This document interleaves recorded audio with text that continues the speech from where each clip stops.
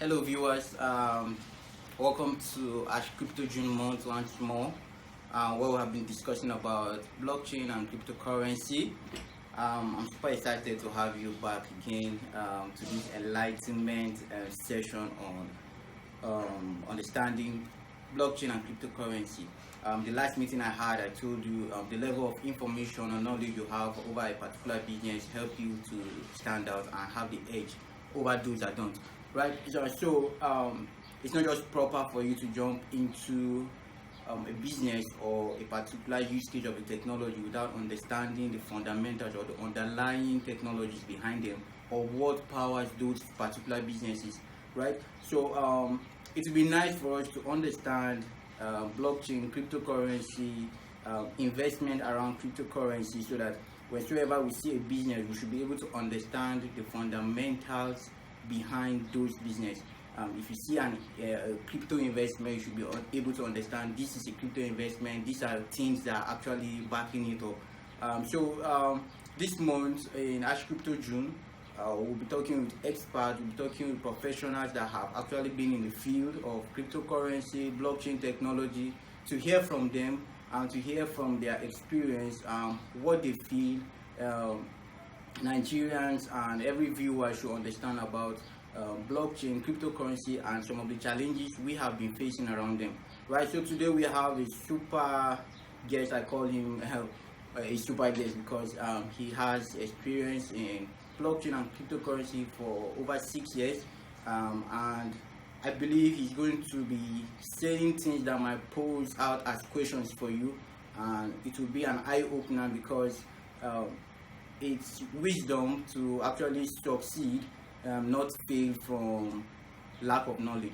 So if knowledge is going to help us to succeed and not fail, so it's important for us to invest time in getting knowledge from people that have actually tested, people that have actually failed, people that have actually seen the rudiments around a particular business. Blockchain has come to produce a lot of things. It has come to stand. It has come to open up new frontiers for development and technology, and it's been nice to see that there are potentials that can be gotten from this. So one of my speakers today that will be talking is going to really show us what we need to understand about blockchain and cryptocurrency, and he might actually talk on some other aspects that relate to that, even though we'll continue talking about this particular topic and see how our viewers will be more enlightened. So join me today in Ash Crypto June. Tag your friends, share it to your friends, but let's ensure that we use the hashtag Ash Crypto June so that as much as our friends will want to actually search, they'll be able to find this video, right? So thank you very much. Let's move ahead to our guest speaker for today. All right. Welcome, Mr. Samuel. Thank you very much. This is Ash Crypto June, where we have been talking about blockchain and cryptocurrency. We're really very happy to have you on the session for today, and our viewers really want you to talk on this particular topic we have picked for you today. Bitcoin and Ethereum. Yeah.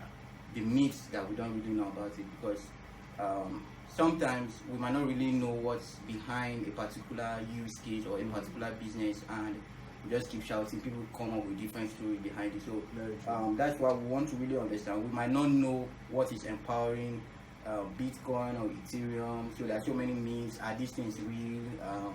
Can I lose my Bitcoin? Can I sit down and write my own Bitcoin, or can I get my own Ethereum? So please, we want you to give us an extensive insight regarding Bitcoin, Ethereum. Is there anything that powers it? And definitely you also talk, I know for everything that people use, there are issues of security, there are issues of how do I go about it, how do I start, how do I support good business, because I believe everything can be turned into business, right? So for the fact people know about Bitcoin and Ethereum, I believe it's about they have encountered business around it. So and for everything that there is a business, definitely someone might be scammed, someone might lose his money. So these are questions that we want you to have a free time to discuss and explain for us. So thank you once more, Mr. Samuel Nengolong. Thank you very much. So first of all, the biggest misconception I've heard ever in Nigeria, where we are, is that Bitcoin is an investment, or cryptocurrency is an investment. I would like to say, first of all, that it is not an investment. Okay. A lot of people, when, especially on our own platform, when they reach out to us, they say, I want to invest in your business, or I want to invest in this business. How much can I invest? Cryptocurrency is not an investment, but it can be used to make payments. It's just like currency. So first of all, if we talk about Bitcoin, which is just the first cryptocurrency, you would like to actually say, okay, what is a cryptocurrency? What is Bitcoin itself? I think when we start from there, it really clears out all the doubts and all the wrong questions we ask, because at times we just ask the wrong questions. Bitcoin is an asset, a cryptographic asset that can be used to pay one person to another, and it is recorded on a public ledger called the blockchain. Now that is a very technical explanation or definition. In a layman term, Bitcoin is just like any source of money. Just like you have the Naira, you have the dollar, you have the Ghanaian cedis, and all those currencies that can be used to pay for a good or a service. Can be used to pay for a product or a service. The difference between Bitcoin and the conventional money you have is that Bitcoin is not printed. So Bitcoin is just a digital asset, but the good thing that makes it even easier to understand nowadays is we have, all those internet banking, we have the apps that show us our balances, we transfer the money, we don't have to touch the money, and the person receives the money, and you believe that you've paid for it, and the other person also believes that he or she has received the money. And that is what happens when it comes to cryptocurrency. You see this value digitally, you transfer from Mr. A to Mr. B, and then Mr. B knows that, okay, I've received the money. Now, the advantages that Bitcoin has over the conventional methods of payment, which are the Naira, the dollar, and the rest, is that it is public. The transaction is public, nobody can deny it, and it is indelible. You can't delete it. You can't go and manipulate it. So when I send 1,000 Naira from me to you, it is public that I send 1,000 Naira. I can't change it. I can't deny it. You can't deny it. I can't deny it. And it is also anonymous, meaning that the bank account numbers we have, which has our names attached to it, when it comes to Bitcoin, we have what we call a wallet address. When it is the normal bank, it is a bank account. Bitcoin is a wallet address. So that's just it. Bitcoin is just another means of payment that has solved a long problem of money transfers when it comes to cross-border transfer. When I mean cross-border, it means when you want to pay somebody that uses another currency with your own currency. I want to pay someone for goods in China, and I have Naira. He has the Chinese yuan. So it becomes a problem because it takes me 5 to 3 days to process that payment, aside the charges I have to pay, which ranges from 10% to 20%. That's a lot of money. But when it comes to cryptocurrency, I pay it, the person receives the money instantly, and I pay less than a percent for that. Yeah, so that's one of the first misconceptions people have. They think Bitcoin or cryptocurrency is an investment. Bitcoin is just the first cryptocurrency, which relies on the very unique technology called the blockchain. The other blockchain is a ledger. Every bank has a ledger where they keep all the transactions that happen, whether money is coming in or coming out. A ledger is just any record of transactions, either credited or debited. So the blockchain is that unique technology that is peer-to-peer. We go down to all those things, it's going to get more complicated. But the point here is that it is not owned by any government. Yeah. It's not manipulated by any central bank. So me and you and everybody that participates on the internet make up the power of the blockchain. So it is a technology that joined all the little discoveries from the 1970s, the 1980s, as the information age was coming up, to create something very unique called the blockchain.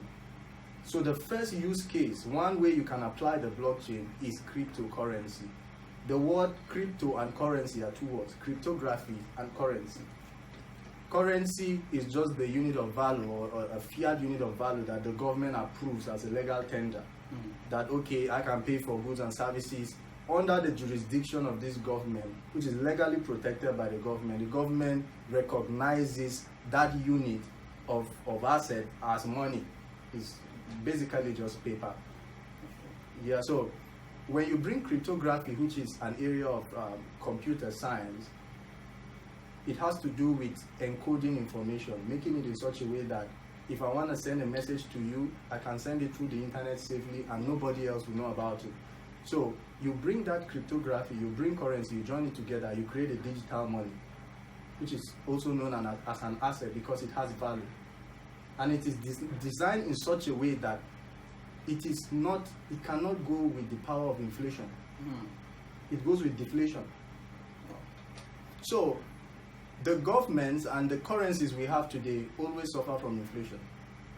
You know, just of recent, our currency here in Nigeria was around 360 naira to $1 or so. Today we're talking 400 and something. It happened 2 years ago. We're doing 500 and something. Now we're, doing left, right, and center. You have the same kind of situation in countries like Zimbabwe, where their currency, they print it in millions or even trillions. In some of the African countries, you see pictures of somebody pushing a wheelbarrow of cash, printed money, that cannot buy a loaf of bread. It's crazy. Even the US suffered today. The post-COVID-19 effect has really made governments pump out money that really it came from nowhere. The central banks were given the permission to print out money indiscriminately, right from the time of President Nixon in the 1970s, where the White House agreed that they had to pump out money to cover up for how the government was spending, and even the countries like the world powers, they are in trillions on debt. So now, cryptocurrency and the first use case of it, which is Bitcoin, blockchain is the technology. Cryptocurrency is an area of application for blockchain. Now, inside cryptocurrency, the first coin that was created, or the first currency that was created, is the Bitcoin. And the Bitcoin is limited. It is not like normal currency we have. We only have 21 pieces of it, 21 million. And it is being predicted that by the year 2140, it is going to be out of stock. Like, we must have been able to print all the 21 million Bitcoins. The process of it being created is called a mining process, which I believe we'll talk about it another time, or maybe later in this discussion. But the thing is, the more it is being brought out, the more the value increases. That's why it goes with deflation. But the normal currency we have, the more you print it out, the more the value decreases. So it follows the law of economics, because there will be more demand of the Bitcoin and it will be little in supply. We have over 7 billion human beings on the planet. We have just 21 million pieces of Bitcoin that are in circulation. But how many do you think the CBN has in circulation of our local currencies? So those are some of the little myths we have. And another thing is, people need to understand that when you have cryptocurrency, I can't really know that this cryptocurrency belongs to you. It's anonymous. The bank account you have, anybody can trace it. The wallet address for a cryptocurrency wallet is just encoded with cryptography, that technology that changes the message. You can't really know what it is. It's just a random set of numbers and characters. So even when I see the transaction, it is only me that has the wallet address that knows that, okay, this is for me. I can't really know who owns that other wallet address. So it has that other advantage or anonymous nature, which is why governments are finding it difficult to adopt.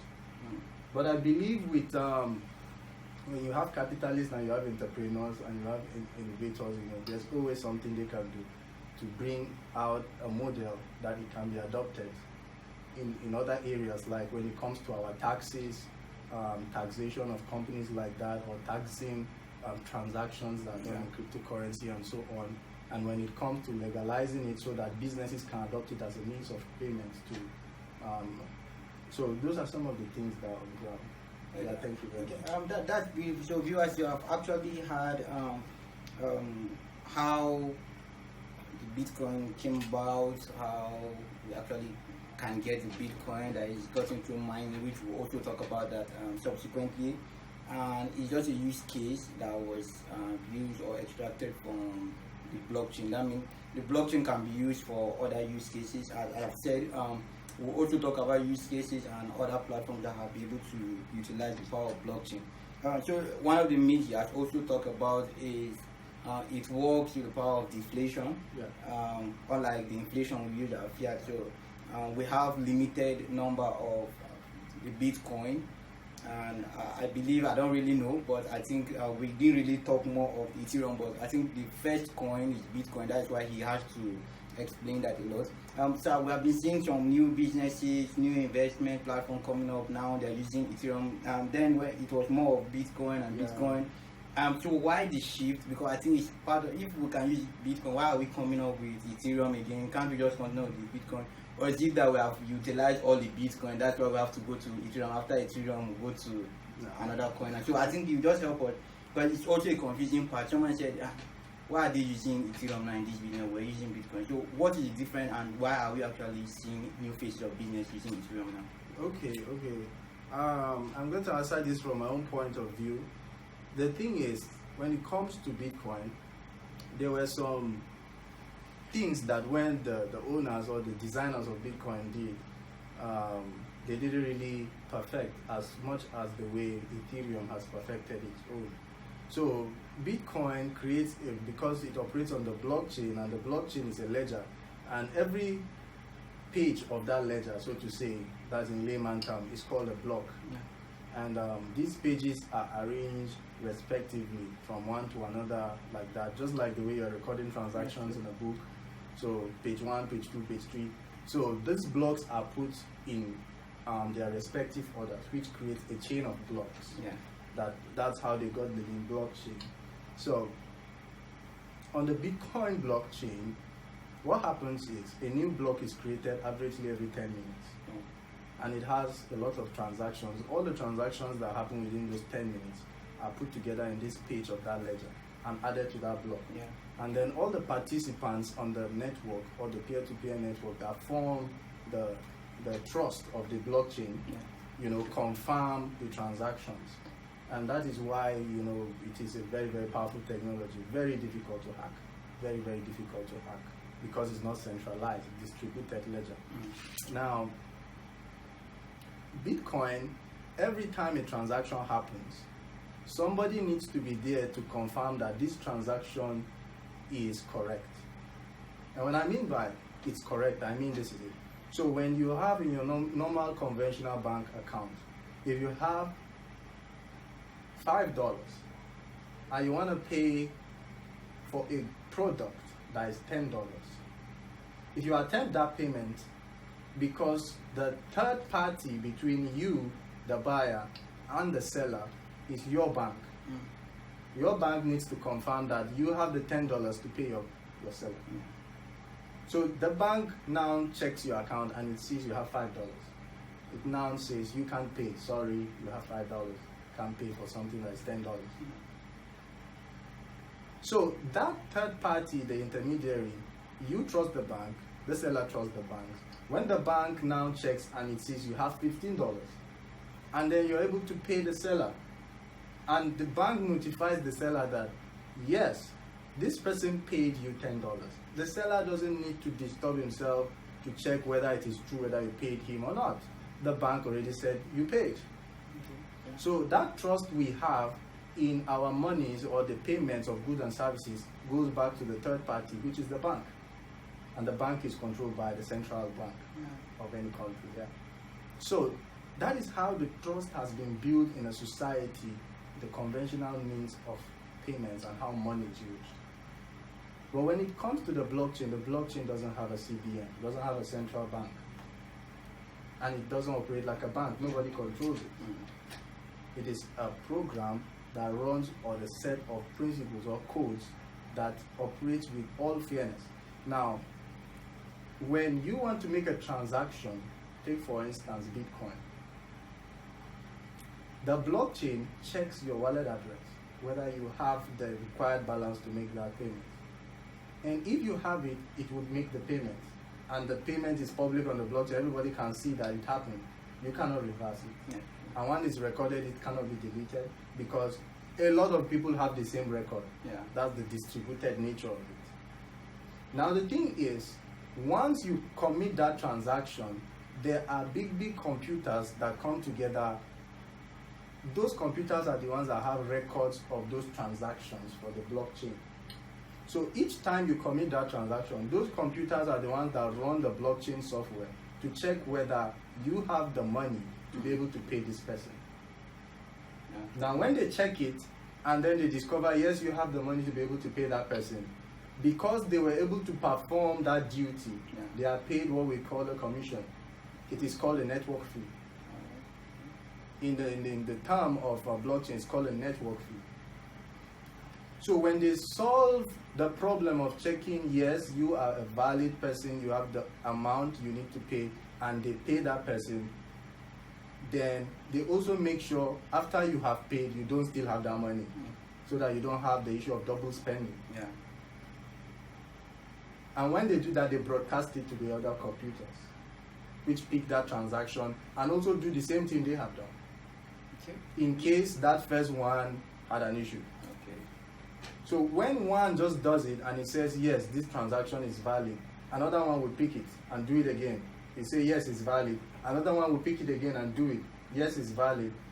After like 3 or 6 have done it, everybody picks it. Okay. And that is what we call confirmations, in case you've heard of that. Yeah, sure. So when you commit a transaction, you see one confirmation, that's one computer has solved it, you say yes. But normally it is not available for use until like 3 or 5 or 6 do it. Okay, so the aspect of the businesses using Ethereum now, is it because it's more faster for confirmations, or why do we see business using more of the Ethereum in their place of investment? Yes. And all this stuff? So it is my explanation is leading directly to that place. Okay. So because they get this commission, that is why the network is trusted, and that is why people can also, organizations or whoever brings their computers to serve as the computers for that blockchain. That's how they get paid to manage those things. Now every 4 years, there's what happens to the Bitcoin blockchain. We call it the Bitcoin halving. Okay. So every time, this commission they get after 4 years is split into 2. So it means you're going to get half of what you used to get. Which makes it more difficult to, break into that such kind of network, and it also creates a balanced competition so that a certain node doesn't get too much fees. Okay. So there's only a number of transactions the Bitcoin blockchain can do in 10 minutes. The Ethereum network, on the other hand, can do up to like 100 times of that in 10 minutes. Wow. And it takes the Bitcoin blockchain to confirm a transaction, because every new block is created averagely in 10 minutes. Okay. So averagely within those 5-10 minutes, that's when it can complete the transaction. The transaction would appear on the blockchain, but for everybody to confirm, it takes this time. So, but for Ethereum, it happens within 15 seconds. Wow. So you see where it comes. Yeah. And the Ethereum blockchain can do way more than 100,000 transactions in a minute. Another thing the Ethereum blockchain it was able to bring, or Ethereum as a currency itself, was the idea of smart contracts. Almost everything we do on this planet is based on agreement. Yeah. You go to your work, you do your duties, you get paid. That's the agreement. That's the contract you have with the organization. So that same arrangement can be made into a software. Yeah. So the organization doesn't come up tomorrow and say, we're not doing it again. Or you don't come up tomorrow and say, no, I didn't say that. Wow. So it is only based on when you meet your own terms of the agreement. I meet my own terms of the agreement. And as human beings, there are situations where human beings could change. Sure. Yeah, but when it comes to a software, nobody can really change that again. Okay. You said you're going to do this, I was going to do this is the agreement, and it runs a smart contract. So just like the way we have a normal contract, a smart contract means it self-executes itself. Okay. So whether that person is there or not, you don't need to call him to say, I have done my own part of it, I'm waiting for you. No, once you meet your own part of it, the thing pays you. Wow. So now, businesses go to Ethereum because number one, it's faster. Number two, the Bitcoin came out before Ethereum, and the Bitcoin halving has affected network fees a lot. But Ethereum is still there. Network fees are still fair. It can do a lot of transactions at a time. And those businesses can also build smart contracts that enable them run their businesses easier. And then it also enables people create what we call altcoins. Because the other currencies that came out, and all of them have a project that they want to achieve. So you can easily deploy your own coin on the Ethereum blockchain. Wow. So that's why a lot of businesses go to Ethereum. Wow, so that's really beautiful. Viewers who have understood why I think so many people are actually why are we moving down to Ethereum. We have seen the reasons of speed is there. We are seeing they are fixed on little, I think, backsets. Performance has been put into it. The smart contract, which is very unique to Ethereum. I think that's something unique because people want to have less interference with their businesses now, so they want to see how computers should self-execute contracts. So with that now, these wallets, as you have spoken before, are smarter now. When I meet up with my own terms and your own agreement, and everything comes and I get my money that's there. So that's really beautiful.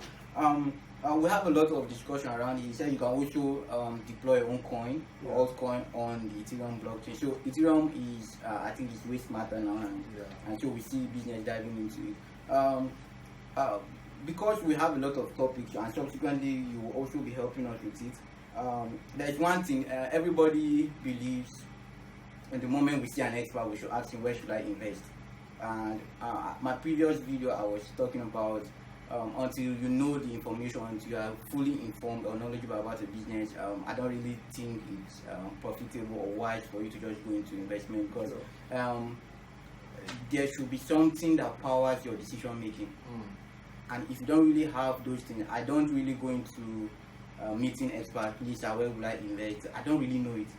You can't just come and say because I have 2 million I want to go into real estate, and you don't have no basic, no understanding of. So people have been asking, and I know these are questions that people will want me to ask you. What is your perspective around people going into Ethereum or Bitcoin investments now? What are the steps you feel my viewers or our viewers now should take?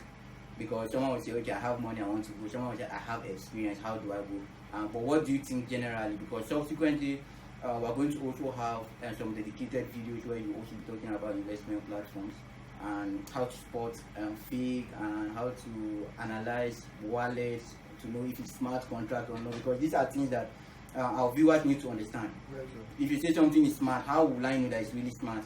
So I think we'll come up, and it might be a technical session. You might be able to show us 1 or 2 ways on us to be able to define this is a smart contract. But concerning investment, which I know they will want to ask is, what is your take around someone going to investment or putting his money into Bitcoin and Ethereum? Now, what are the steps should I look at before investing?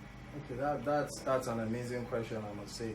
That's an amazing question. So for people that have interest in investing in cryptocurrency, I think there are two different things when you say the word investment.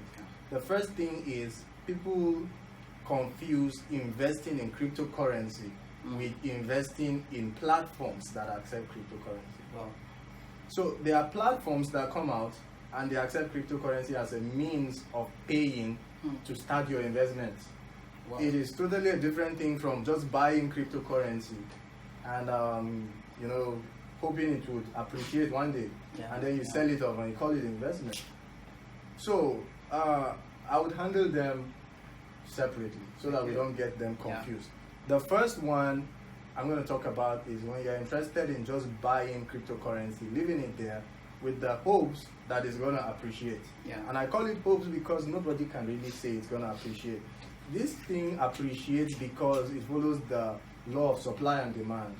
There's no CBN that gives it any value. Now, the more people use it and demand for it, the more the value goes up. Wow. The first coin that came out, Bitcoin, the first paper, when it's under an alias, Satoshi Nakamoto. Why we call it an alias is because there's no actual person that can identify that he or she is the one that did this. Yeah. But the name on that paper is Satoshi Nakamoto. Whether it's a group of persons or it's a person, we don't know. Okay. And that's one of the reasons I also think Ethereum has also an upper hand, because the person that did it is a 19-year-old boy at that time, and he's probably 21, 22 by now. Yeah. So, buying the cryptocurrency to keep, I wouldn't say it's totally bad, because heavens can shine on you and everything so wonderful. I remember the story of someone when it came out in 2009, a person came and paid him the cryptocurrency. No, I think the pizza, ordering pizza or something. The first one of the first transactions. One the first transaction was that somebody paid, was it 9,000 or 10,000 Bitcoin for a pizza? Yeah. I just pray that pizza shop remembers their password by now. That's it. Because that's thousands of % in profit. And then there was also a student around this early 2009, 2010 that did his project around that area, because it was a new area of technology. So he did his project around cryptocurrency, and he bought about 5,000 with just a very few dollars. And after his project, he left everything. Wow. And after, it was around 2017 or I think around 2017, 2016, and cryptocurrency, the market of cryptocurrency hit its peak around 2017. Yeah. Bitcoin, a piece of Bitcoin was about $20,000. That's crazy. Bitcoin came out, it was less than $1. It was cents. And that particular year, Bitcoin was barely 3,000. The beginning of that year. By the end of the year, it was 20,000. Yeah.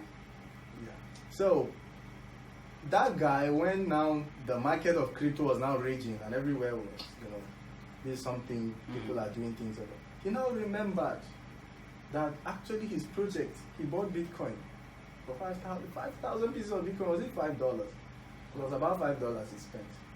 Around $5 or $20, according to him. And he forgot his password. God. And he couldn't even get, there are things you set to recover your password. He didn't also have that. Well, we still pray he's still in his normal senses. That's okay. So, all I'm trying to say is, people can buy it and keep, and they feel it's an investment. So far, so good. In the last decade, there is no asset that has performed better than Bitcoin. Wow. In a general overview. That is not to say it is guaranteed that the next decade is going to perform more than any other thing. But the point is that people that have bought it for the long term in the sense that you buy it, you keep it for the next 2, 3, 5 years, generally it tends to appreciate. Generally, it tends to appreciate. Even if you bought Bitcoin at the beginning of this year, by now you must have made twice of your money, so more. So generally it tends to appreciate, but that doesn't guarantee that it's going to go up, because it follows forces of supply and demand, and then governments or people that are trusted in the financial space could easily say something that will crash it down. 2-3 days ago, Donald Trump was talking, and he talked against cryptocurrency, and now cryptocurrency went down 5% or more. So those are kind of the things that happen. So when you want to buy it, it's not a bad idea. Just buy according to your risk appetite. Risk appetite in the sense that I'm going to carry this money, I'm buying this thing, it is a potential asset, but if today I wake up and it has gone to zero, I'm still going to breathe normal, I'm still going to eat food, I'm still going to be able to greet people normally, I'll smile and nobody will know that anybody died, nothing died, then life continues. Don't carry your fortune and buy it. So you buy it with, there's a passage in the very good book, the Bible, that says, spread your bread across many waters, because one day you find it. And also, I don't want to use that to even apply, the parable of the sower, where he goes and then he spreads his seed, and some fall on the rocky ground, and some fall in the thorny bush. But the thing is, the more you spread, there's a higher tendency of it falling on a good ground. Yeah. So this might just be your good ground. Mm. It's all about the risk. That's true. Yeah, we all take it. In fact, you sleep today, you don't know whether you wake up tomorrow. So just buy according to your risk appetite. And you could also design a formula where you buy it in bits. Mm. You know, you save up some money, you buy a little, you save up some money, you buy a little. I would advise everybody to have an investment portfolio. Yeah. So this should fall under your digital asset portfolio. Have some investment in other areas. Yeah. Yeah, so this doesn't need your work, it doesn't need your time, Mm. which makes it a good investment, but it's also risky that it can go off any day. But the only thing you would blame yourself if it happens tomorrow is if this thing actually appreciates a lot and you made no effort. Mm. That is the greatest mistake. That's true.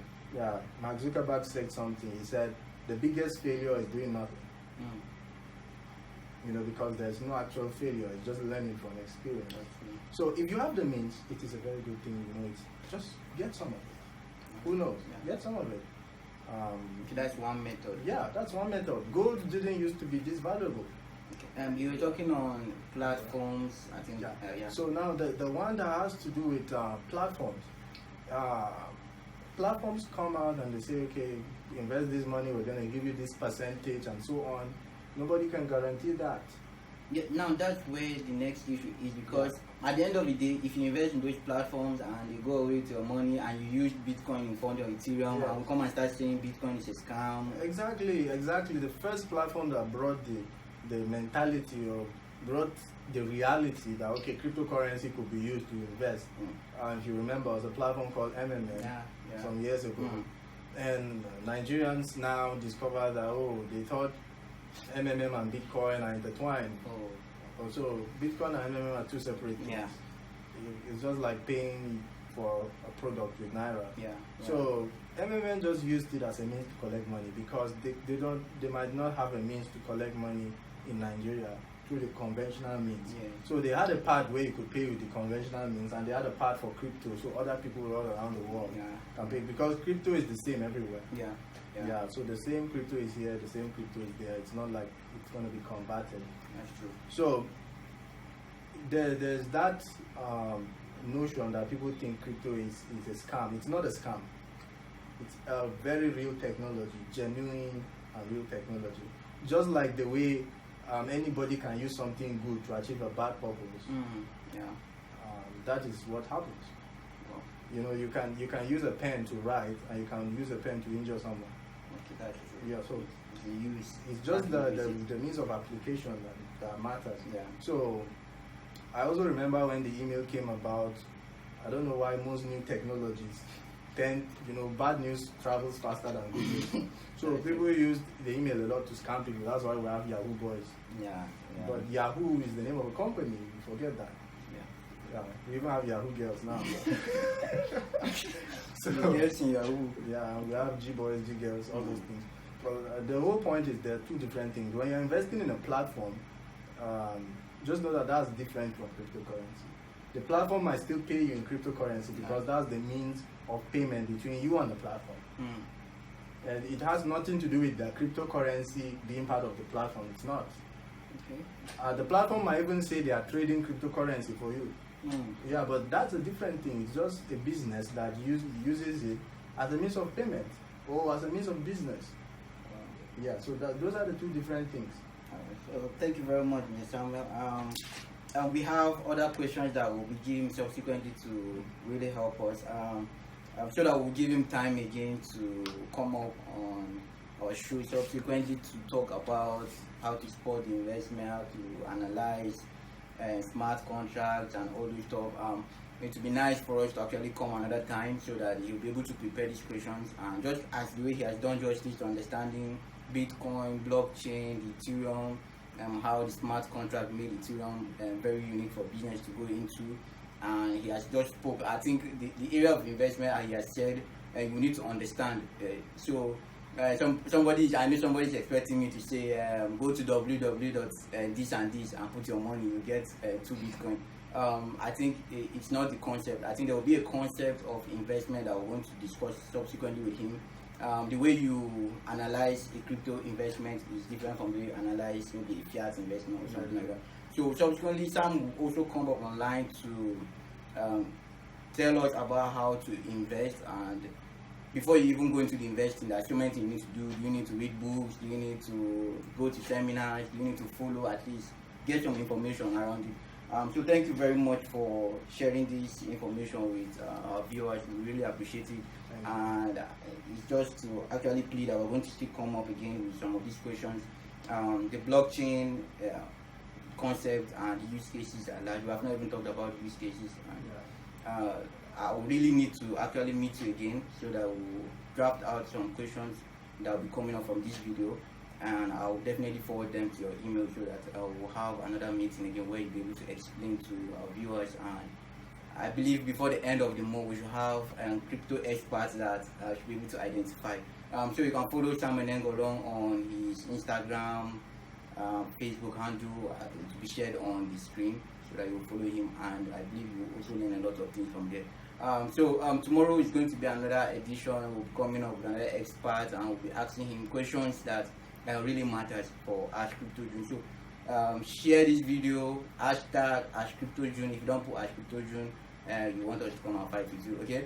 Follow Sam.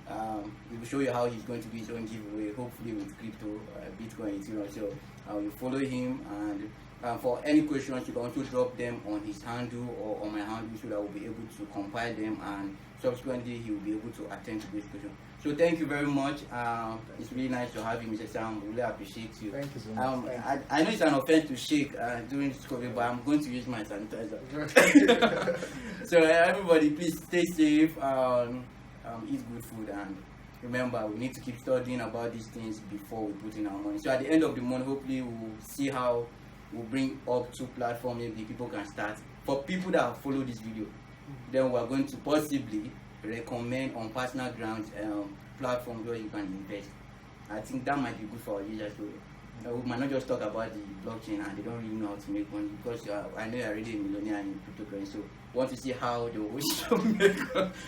will make money from it. So if you follow the videos, and we are sure you have studied a little bit about blockchain, I'm very sure he's not a greedy person. He's going to tell you where you're going to put your money.